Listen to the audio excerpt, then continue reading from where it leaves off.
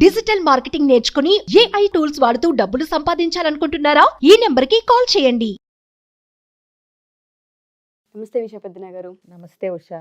భార్యాభర్తల ఇద్దరి మధ్య అండర్స్టాండింగ్ లేనప్పుడు కొంత రిలేషన్లో అవకతవకలు కనిపిస్తుంటుంటాయి. కొన్ని సందర్భాల్లో భర్త అవకాశవాదిగా మారినప్పుడు భార్యకి చెప్పుకోలేని పెయిన్ ఉంటూ ఉంటుంది. కొన్నిసార్లు ఏ విధంగా ఐడెంటిఫై చేయాలో తెలియదు. అవసరానికి మాత్రమే నేను ఉన్నానా అన్న భావన కలుగుతూ ఉంటుంటుంది భార్యకి. ఏ విధంగా ఐడెంటిఫై చేయొచ్చు అంటాం? అంటే ఆ రిలేషన్లో ఇంక ముందుకెళ్ళాలి, ఇంకా ఫ్యూచర్ కనిపించదు. అలాంటప్పుడు అవసరానికి మాత్రమే చూస్తున్నారు అని ఏ విధంగా ఐడెంటిఫై చేయొచ్చు, ఏ విధంగా మాట్లాడొచ్చు అంటారు? చాలా మందికి ఇది జరుగుతూనే ఉంటుంది. ఈ ఫీలింగ్ ఏదో ఒక టైంలో వస్తూనే ఉంటుంది భార్యలకి భర్తలకి. అంటే మనం వాడుకోబడటానికే ఉన్నామా, అవసరానికే ఉన్నామా, ఆ అవసరం తీర్చలేనప్పుడు మన ఉనికి లేదా ఈ రిలేషన్షిప్లో కానీ, ఈ ఇంట్లో కానీ, ఈ ఫ్యామిలీకి కానీ. నేను అవసరానికి పనికొచ్చినంత కాలం మాత్రమే వీళ్ళకి గుర్తుంటానా, ఆ తర్వాత పనికిరాను అనుకున్నప్పుడు వీళ్ళకి నా ఇంపార్టెన్స్ కానీ, నా ఉనికి కానీ ఉండదా అనే క్వశ్చన్ చాలామందికి అరైజ్ అవుతూ ఉంది ఈ మధ్య. కొంతమందికి ఏంటంటే అసలు వాళ్ళు అవసరానికి వాడుకోబడుతున్నారు, అవకాశవాదులుగా ఉన్నారు, ఫ్యామిలీ మెంబర్స్ వీళ్ళని యూజ్ చేసుకుంటున్నారు అనేది కూడా చాలా వరకు తట్టదు. ఎప్పుడైతే అది గుర్తించగలిగారో, గుర్తించే తెలివితేటలు కానీ లేకపోతే గుర్తించే అవేర్నెస్ కానీ వచ్చిందో ఒక రకంగా సగం తెలిసినట్టే. అంటే నేను వీళ్ళ అవసరానికి మాత్రమే ఉపయోగపడేలాగా ఉన్నాను తప్పితే నాకంటూ ఒక ఇండివిజువాలిటీ కానీ, ఒక అస్తిత్వం కానీ, ఒక ఉనికి కానీ, నన్నుగా నేను ఎవరికి అవసరం లేదు అనేది తెలిసినప్పుడు ఒక రకంగా బాధ, ఒక రకంగా అది అంటే నువ్వేంటో నువ్వు తెలుసుకోగలిగినట్టు. రెండు రకాలుగాను అనుకోవచ్చు మనం, నెగిటివ్గా పాజిటివ్గా. తెలవకపోతే ఇగ్నోరెన్స్ ఈజ్ బ్లిస్ అని చేస్తూనే ఉంటారు, పోతూనే ఉంటారు. అసలు వాళ్ళు వాడుకోబడుతున్నారని తెలియలేదనుకో, అసలు గోల్ లేదు, నడిచిపోద్ది. తెలిసినప్పుడు ఇబ్బంది, అవునా కదా? సో ఇప్పుడు ఈ ఇబ్బంది నీకు పాజిటివ్గా ఎలా మార్చుకుంటావు అనేది తెలుసుకోగలగటం, అందులోంచి ఎలా నిన్ను నువ్వు మలుచుకుని నీకు ఆ డిస్సాటిస్ఫాక్షన్ లేకుండా చేసుకోగలుగుతున్నావు అనేది నీ స్కిల్స్ మీద ఆధారపడి ఉంటాయి. Especially communication skills. సో ఒకసారి నిన్ను కేవలం అవసరానికి వాడుకుంటున్నారు తప్పితే నీ మీద ప్రేమాభిమానాలు కానీ, నీకంటూ ఒక గుర్తింపు కానీ, నీకు ఉనికి కానీ లేదు అని అనిపించింది వరుసగా కొన్ని సందర్భాల్లో, కొన్ని ఇన్సిడెంట్స్లో, రోజు అనిపించకపోవచ్చు. అనిపించినప్పుడు దాన్ని ఎలా కమ్యూనికేట్ చేస్తూ మనల్ని మనం సెల్ఫ్ కేర్ తీసుకుని మనం ఆ ఫీలింగ్లోంచి డిప్రెషన్లోకి కానీ, అంటే ఆ బాధకి గురి కాకుండా ఉండాలి అని అంటే మన కోసం మనం నిలబడాలి. ఎవరో వచ్చి ఏదో చేస్తారని ఎదురు చూసే పని అవసరం లేదు. నీకు కంటిన్యూస్గా ఆ ఫీలింగ్ వస్తుందా, నీ రెస్పాన్సిబిలిటీ. ఆ ఫీలింగ్లో నుంచి నువ్వు బయటికి నిన్ను నువ్వు తెచ్చుకోవటం అనేది అవతలాళ్ళకి అది హెచ్చరికగానో గుర్తించేలాగా చేసి నిన్ను నువ్వు మలుచుకోకపోతే నీ తప్పు అవుతుంది అది. సో ఇది ఎట్లా గుర్తించాలంటే, ఎంతసేపు అవతల వ్యక్తి పని జరిగిందా అనేదే చూస్తారు తప్పితే యువతల ఒక వ్యక్తి ఉంది, వాళ్ళకు ఒక మనసు ఉంది, అందులో కొన్ని ఫీలింగ్స్ ఉంటాయి, వాళ్ళకి ఇంపార్టెన్స్ ఇవ్వాలి అనేది గుర్తించరు.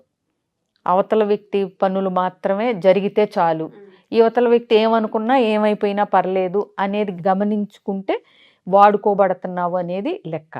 రెండోది, ఆ పనులకి వాటికే తప్పితే మిగతా అప్పుడెప్పుడు నీ ప్రెజెన్స్ కానీ, నీ అపియరెన్స్ కానీ వాళ్ళు అంటే రిక్వెస్ట్ చేయటం కానీ, నువ్వు కూడా రా, నువ్వు కూడా ఉంటే బాగుంటుంది, నువ్వు ఈ టైంలో నువ్వు ఉంటే బాగుంటుంది అనే మాట రాదు.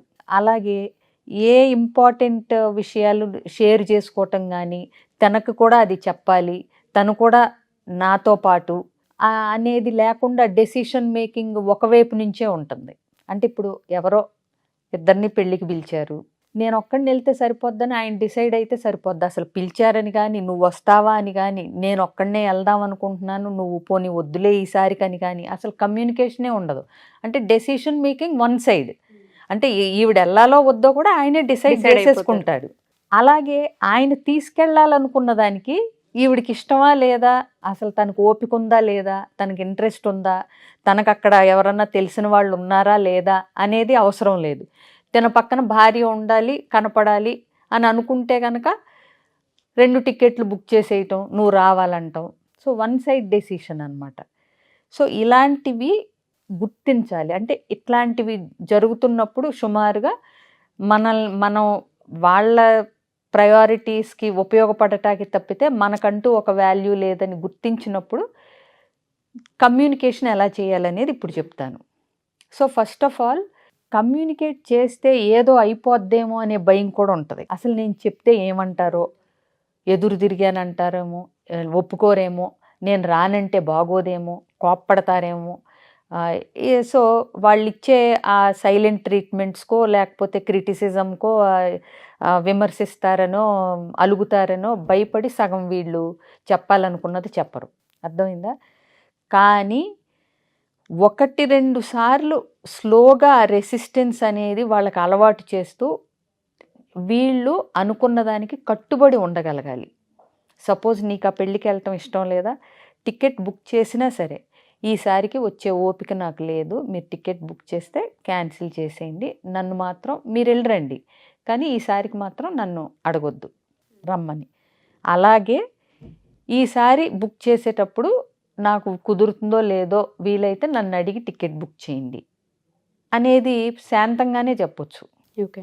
మనల్ని ఎవరు గుర్తించట్లేదు, మనకి ఇంపార్టెన్స్ లేదు, వాళ్ళంతట వాళ్ళే చేసుకుంటున్నారు అని ఆక్రోశించటంలో ఉక్రోషపడటంలో కూడా అర్థం లేదు. ఎందుకంటే నీకు నువ్వు ఇచ్చుకుంటేనే ఇంపార్టెన్స్ పక్కనాళ్ళు కూడా ఇస్తారు. ఎప్పుడన్నా నిన్ను నువ్వు ఇంపార్టెంట్గా చూసుకుంటున్నావని అసలు వాళ్ళకి అనిపించిందా? ఏదో అందరూ తిన్నాక మిగిలిన ముద్ద తినేసి కూరలన్నీ వాళ్ళకి వేసేసి నాకు లేకపోయినా పర్వాలేదు అనేసి. అంటే ఏంటి, నేను ఎక్కడో చదివాను Usha, you are the one who trains the other person how to treat you. అంటే నువ్వే అవతల వ్యక్తిని మనల్ని ఎలా ట్రీట్ చేయాలో నేర్పిస్తావు. ఎగ్జాక్ట్లీ. నువ్వు ఫస్ట్ టైమే వాళ్ళు కోప్పడినప్పుడు నీకు నచ్చలేదా, నువ్వు చెప్పలేదు. రెండోసారి నీకు నచ్చని పని చేసినప్పుడు నువ్వు చెప్పలేదు. పాపం వాళ్ళేమనుకుంటారు, అన్నీ నచ్చుతున్నాయి కాబోలు, మనం ఏదంటే అదే రాజ్యం కాబోలు అని నీ మనసుని నీ ప్లేస్ని కూడా మెల్లగా చొరబడిపోతారు. అర్థమైందా? So train other person how to treat you.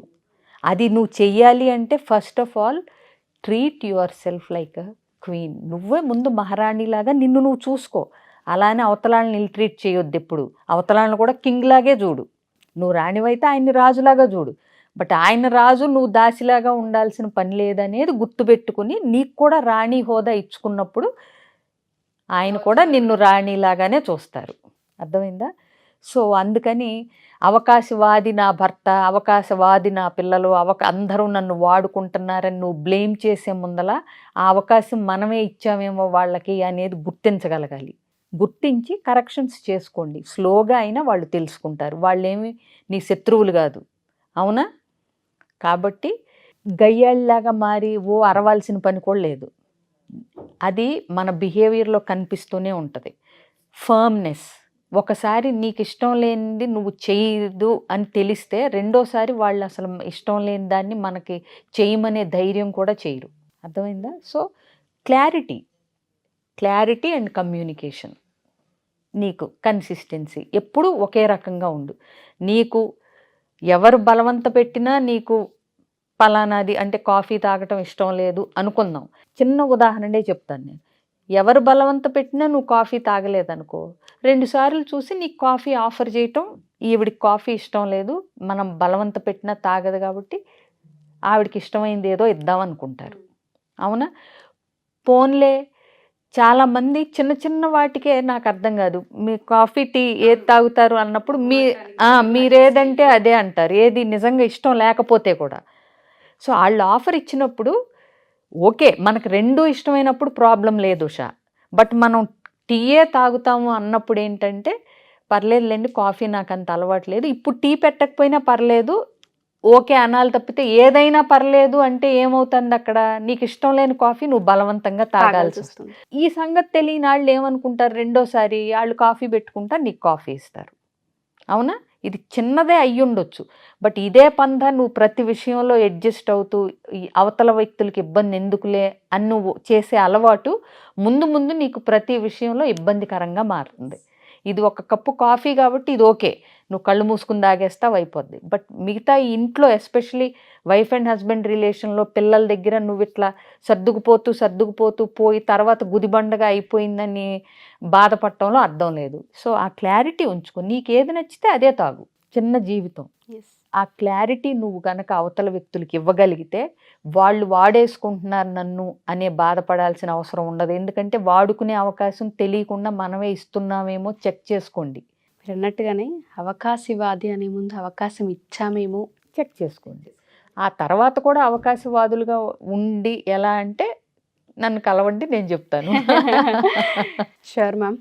So పర్సనల్గా ఎవరికైనా రిలేషన్లో చిన్న చిన్న గొడవలు వస్తూనే ఉంటుంటాయి. కొంతమందికి అవి చాలా కాంప్లికేటెడ్గా మారుతూ ఉంటాయి. రిలేషన్ నుంచి బయటికి వెళ్ళాలి అని అనుకోరు, కానీ సరి చేసుకోవాలనుకునే వాళ్ళందరికీ మీరు ఏ విధంగా హెల్ప్ అవుతారు? మీ అపాయింట్మెంట్ తీసుకునే అవకాశం ఉంటుంది? తప్పకుండా ఉషా, అపాయింట్మెంట్కి అవకాశం లేకపోవటం అనే క్వశ్చనే లేదు. ఎందుకంటే నా పనే అది.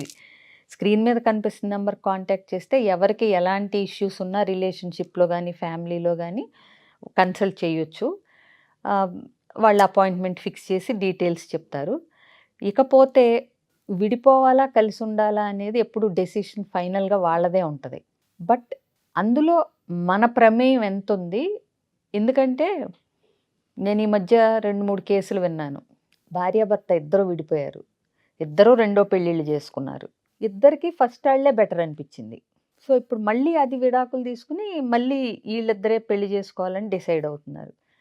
ఏమి తాపత్రయం, విడిపోవటానికి తొందరే, పెళ్లి చేసుకోవటానికి తొందరే ఎందుకు అంటే ఇప్పుడు ఏంటి, ఇంకొకళ్ళని ట్రై చేస్తే కానీ మొదటి వ్యక్తే మనకు సరైన వాళ్ళు అని తెలుసుకోలేకపోవటం అనేది ఎంత దురదృష్టకరం. అంటే ఇది విన్నప్పుడు నాకే ఆశ్చర్యం వేసింది. ఇద్దరూ విడిపోయి ఇద్దరూ రెండో పెళ్ళిళ్ళు చేసుకుని మళ్ళీ ఇద్దరు మళ్ళీ అది విడిపోయి ఫస్ట్ వాళ్ళే బెటర్ అని ఇద్దరు రియలైజ్ అయ్యి మాట్లాడుకుని మళ్ళీ అది విడాకులు ఇచ్చేసుకుని మళ్ళీ ఇది చేసుకుంటున్నారు. జీవితంలో అన్నీ మనల్ని బట్టే జరుగుతాయి, మన ప్రమేయం లేకుండా జరిగేవి మన చేతుల్లో లేదు. శాడిస్ట్లో ఇక అబ్నార్మల్ కేసులు మనం పక్కన పెడదాం ఇప్పుడు. బట్ నువ్వు కొంచెం ఓర్పు వహించో, నువ్వు కొంచెం నచ్చ చెప్పుకునో, నువ్వు కొంచెం సర్దుకుపోయో ఏదో ఒకటి చేసి దీన్ని నిలబెట్టుకునే ప్రయత్నాలు అవకాశాలు ఉన్నప్పుడు కూడా అవేమీ చేయకుండా తొందరపడి విడిపోయి తర్వాత గ్రహించి ఇవన్నీ చేతులుగా లేక ఆకులు పట్టుకునే టైపు. అందుకేనేమో కౌన్సిలింగ్స్ అనేవి అవసరం అని చెప్తూ ఉంటాం. అది ప్రీ మ్యారిటల్ అవ్వచ్చు, మ్యారిటల్ అవ్వచ్చు. ఏదైనా డెసిషన్ తీసుకునే ముందు ఒకసారి కూర్చొని మాట్లాడితే ఇద్దరి సైడ్స్ కాకుండా విషయాన్ని మాట్లాడటం జరుగుతూ ఉంటుందని చెప్తాం మనం. అవును. Thank you ma'am, thank you so much. So ఎవరైనా సరే విజయ పెద్దన గారిని కనుక మీట్ అవ్వాలి, కన్సల్టేషన్ కనుక తీసుకోవాలి అనుకుంటే కింద స్క్రోల్ అవుతున్న కాంటాక్ట్ నెంబర్ని కాంటాక్ట్ చేయొచ్చు. మీకు ఏ విధంగా అంటే అపాయింట్మెంట్ కావాలి అనుకున్నా ఖచ్చితంగా అవైలబుల్ ఉంటారు. అది ఆన్లైన్ కావచ్చు, ఆఫ్లైన్ కావచ్చు. అండ్ దాంతోపాటు ఏదైనా డీటెయిల్స్ తెలుసుకోవాలనుకుంటే విజయ గారి టీం మీకు హెల్ప్ అవుతారు. Thank you.